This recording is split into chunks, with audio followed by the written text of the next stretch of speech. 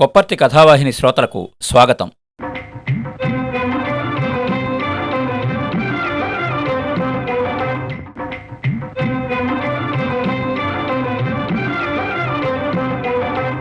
కథామ్మలకి నమస్కారం. ఈ వారం మనం వినబోయే కథ బొండు మల్లెలు. రచయిత చాసోగా ప్రసిద్ధులైన శ్రీ చాగంటి సోమయాజులు గారు. బొండు మల్లెలు కథ. ఊళ్ళో పువ్వులకి మంచి ధర ఉన్నది. ఊరికే ఉంది మా వెనక పెరడు. మంచి లాభం వస్తుందని మల్లెపెరడు వేయడానికి నిశ్చయించాను.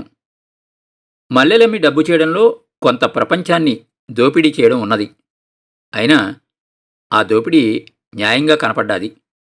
ధనికులే అనగా ప్రజలని దోపిడీ చేసి ఐశ్వర్యవంతులైన వాళ్లే నా మల్లెలు కొంటారు. అంచేత నేను దోపిడీ చేస్తున్న వాళ్ళని మల్లెలతో దోపిడీ చేస్తాను. పెరట్లో గోతులు తవ్వడానికి ఒక కూలివాడి అవసరం పడ్డాది. 4 రోడ్ల మధ్యకి వెళ్తే పొట్ట వెన్నుకంటూ పోయిన ముసలివాడు ఎదురుగా వచ్చాడు. పనుందా బాబు అని అడిగాడు. నువ్వు చేయలేవన్నాను. 2 మూళ్ళు లోతుని గోతులు గుణపంతో తవ్వాలి. మన్ను మశానం వాటిలోకెత్తి బొండుమల్లె కుదవలు పాతాలి. ఏం పని బాబు అన్నాడు. గుణపంతో తవ్వాలి. తవ్వేస్తాను బాబు అన్నాడు. తాత తరమా? ముష్కరమైన వాడైతే 5 రోజులు చేస్తాడు. తాత 10 రోజులకైనా చేయలేడు. అతన్ని తీసుకెళ్ళడం శుద్ధ దండగా. పోనిస్తూ అన్నాను. పని ఏటో చూడనియండి, మొత్తాన్ని చేసుకుంటాను, తమకి తోసింది ఇయ్యండి అన్నాడు. అతని జాలికరమైన మొహంలోకి చూడగానే ఇష్టం లేకపోయినా కాదనలేకపోయాను. సరే అన్నాను. వెంటపడ్డాడు. పని చూసుకున్నాడు. పాపం చాలా తక్కువే అడిగాడు. బలమైన వాడికి 5 రోజుల పని. అంతకు ఎక్కువే వచ్చు. బాగా తగ్గించి అడిగాను. కష్టం చూడండి బాబయ్య అన్నాడు. నాతో ఇన్ని బేరాలు లేవు. సరే తమ సిత్తం. మధ్యాహ్నంలా తమరు ఇడిచిపెట్టేది ఇంత గెంజిపోయండి అని ప్రాధేయపడ్డాడు. పోస్తాన్లే అన్నది నా పెళ్ళాం. చౌకగా కుదిరేడని గ్రహించింది కాబట్టే ఆ అభిమానం. ఇంట్లో రోజూ సేరు గంజి వారుతుంది. వీధి కాలువలకి వదిలిపెడుతున్నదే. తాతకి పోసినందువల్ల నష్టం లేదు. సారవంతమైన గంజిని కాలువపాలు చేసి పిప్పిని అన్నం అనుకుని నాగరికలం తింటాం. తాత 11 రోజులకు గాని పని పూర్తి చేయలేకపోయాడు. తాతకి నోరు అవి లేదు. ఎలాగ చెబితే అలాగ తవ్వాడు. అనుకున్న ప్రకారం డబ్బిచ్చాను. ఎక్కువ అడుగుతాడు అనుకున్నాను. గునుస్తాడనుకున్నాను. అల్లరి చేస్తాడనుకున్నాను. ఏమీ లేదు. నోరు కదపకుండా డబ్బు పట్టుకుపోయాడు. కాని మర్నాడే వచ్చి పని చెప్పరా అంటూ వచ్చాడు. మొక్కలకి నీళ్లు పోస్తావా అని అడిగాను.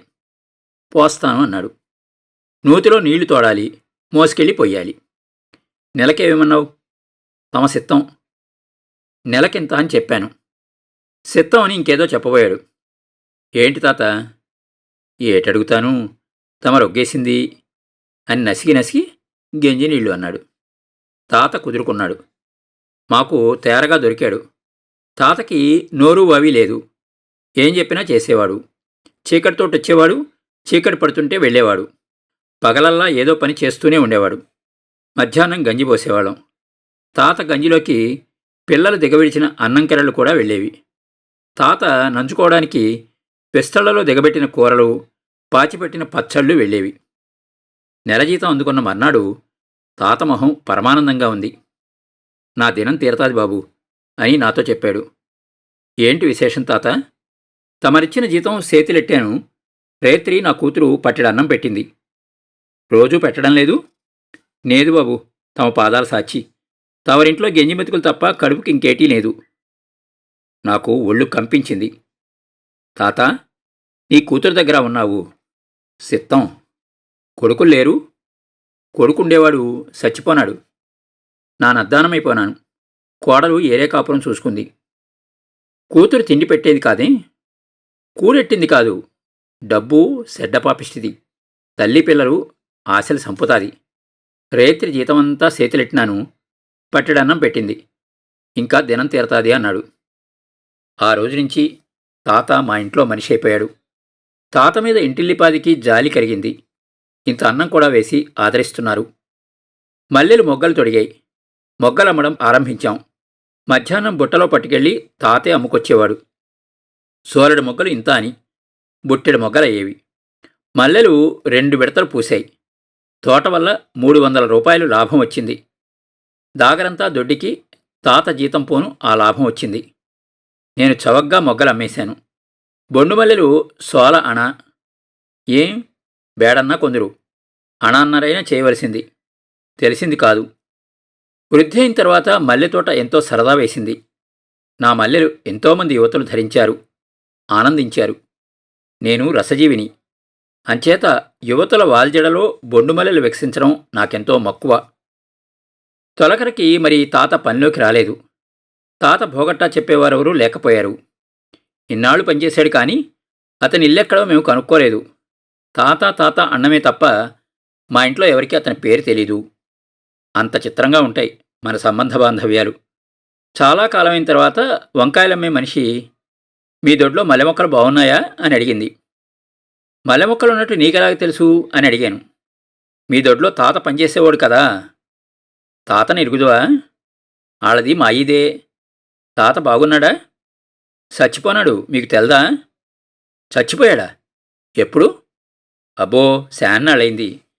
ఇంకా బతుకును బాబు. జబ్బు చేసి నిమ్మళించింది. తర్వాత కూతురు చూసింది కాదు. డాక్టర్ గారు పళ్ళు జావులు ఎట్టమన్నారు.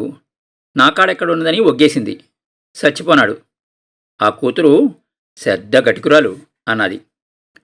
కూతురిని అనవలసిన పని లేదు. దానికోటి ఉందో లేదో. ఎంత తండ్రైనా పెట్టడానికి ఉండాలే. లేమి ఎంతటి వాళ్లలోనైనా మానవత్వాన్ని చంపి అమానుషత్వాన్ని పెంచుతుంది. వృద్ధులకి పెన్షన్లైనా ప్రభుత్వం ఇస్తే బావుణ్ణు. జీవిత బీమా ఉన్నా బావుణ్ణు. తాత వృత్తాంతం ఆలోచించిన కొద్దీ నేను ద్రోహం చేసినట్లు బాధపడ్డాను. బొండుమల్లెలు వేసింది, పెంచింది, డబ్బు చేసింది తాతే. వచ్చిన ఫలితం నేను చల్లగా జేబులో వేసుకున్నాను. ఆ డబ్బంతా తాత ఆర్జన కాదు. ఆ డబ్బే తాతదైతే ఎంత సుఖపడను. అవసాన కాలంలో జరక్కపోనా? దోపిడీ చేస్తున్న వాళ్ళకి బొండుమల్లెలమ్మి దోపిడీ చేస్తున్నాను అనుకున్నాను. కానీ తాతని పెద్ద దోపిడీ నేనే చేశాను. నెలకి 4 రాళ్లు జీతం ఇచ్చి రోజుకిన్ని గంజినీళ్లు పోసి సాగనంపాను. దొడ్డి నాది. ఫలితం కష్టపడ్డవాడికి కాకుండా పోయింది.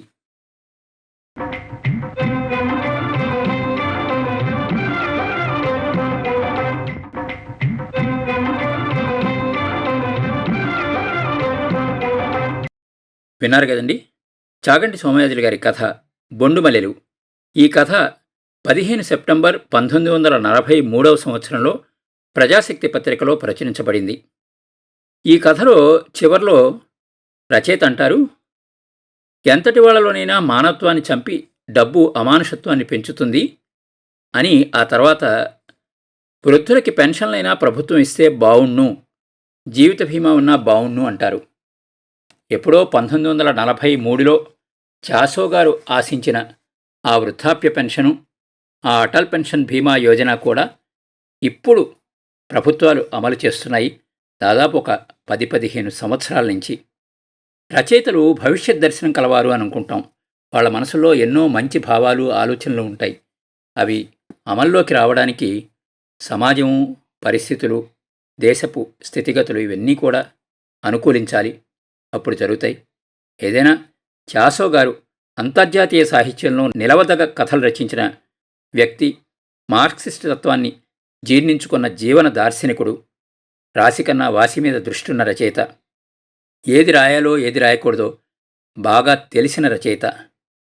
శిల్పం అంటే ఔచిత్యం. ఔచిత్యంతో రాయడానికి చాసో ఎంచుకున్న పద్ధతులు ఆయనకైనా తన సొంతంగా ఏర్పరచుకున్నవి. అవన్నీ కూడా మనం ఆయన కథల్లో గమనించవచ్చు.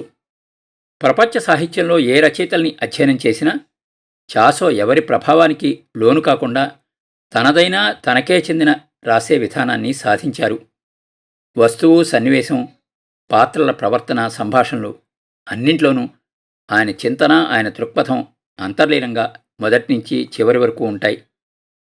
ధనస్వామ్యంలో ధనం ఏ విధంగా మనుషుల్ని అవినీతిపరుల్ని చేస్తుందో, మానవత్వాన్ని ఎలా మంట కలుపుతుందో, బూర్జువా సమాజంలో మనుషులు ఎలా సంచరిస్తారో సునిశితంగా పరిశీలించి పాత్ర సృష్టి చేస్తారు చాసో.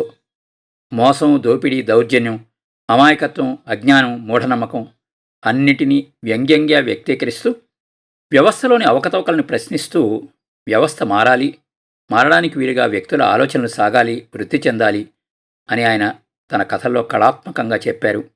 అభ్యుదయ రచయితల సంఘం వ్యవస్థాపకుల్లో ఒకరైన చాసో కార్యవర్గ సభ్యులుగా, అధ్యక్షవర్గ సభ్యులుగా, అరసం అధ్యక్షులుగా అనేక బాధ్యతలను స్వీకరించి ఉద్యమ నిమగ్నతకి పర్యాయపదంగా నిలిచారు. చాసో భౌతికవాది, నిరీశ్వరవాది. తన మరణానంతరం తన పార్థివ శరీరాన్ని శాస్త్ర పరిశోధన నిమిత్తం దానమిచ్చిన గొప్ప మానవతావాది. ఆయనకు నివాళి.